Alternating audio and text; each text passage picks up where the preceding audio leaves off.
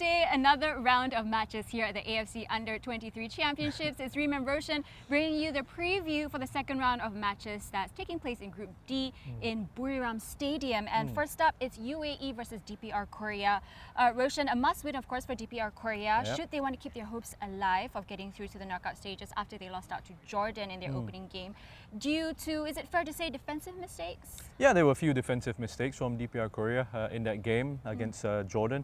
But also, overall, bigger picture-wise, they didn't really offer enough in those attacking areas. There wasn't enough of a creative element to their game. And again, that's something they've got to work on coming into this, because yes, there were some defensive errors, but again, with the ball, it wasn't quite enough pressure that they were applying on the opposition in the first match against Jordan. And UAE, they had a few chances against Vietnam in their opening game, but they were unable to convert them. What can they improve in the second match to ensure that spot in the quarters? Well, I think what they can improve on is their composure in front of goal. I think they look to try and create opportunities through Ali Saleh.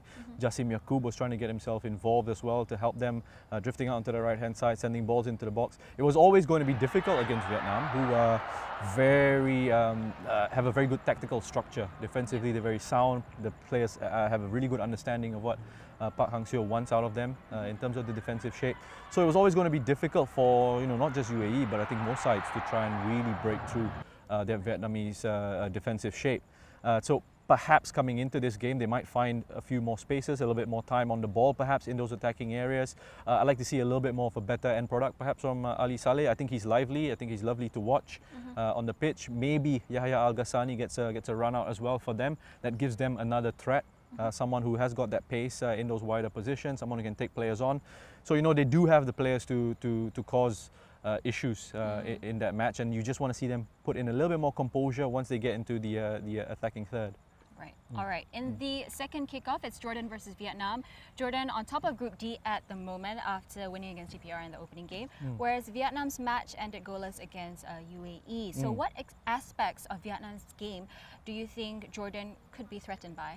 I think, Park Hang-seo has spoken about the need to be, defensively they were solid, defensively they were sound, but the need to be a little bit more adventurous in attack and, a little bit more creative in those areas. Quang Hai is outstanding for them. I mean, they get it into him and he's always trying to make things happen, but he's going to need a little bit more support. I think, with Tien Lin up front, he's got good quality, he's got really good pace to run in behind and trouble opposition defenders.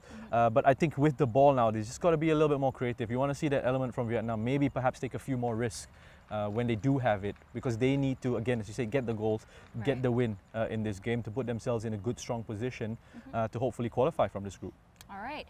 Don't forget to catch all the matches over in Group D tomorrow, kicking off from Buriram Stadium. The first game, UAE versus DPR Korea, kickoff at 5:15 p.m. local time, and Jordan versus Vietnam at 8:15 p.m. local time. We will, of course, as always, bring you the review show after that. So stay tuned with us and follow us on all the AFC channels, social channels, for all the latest updates.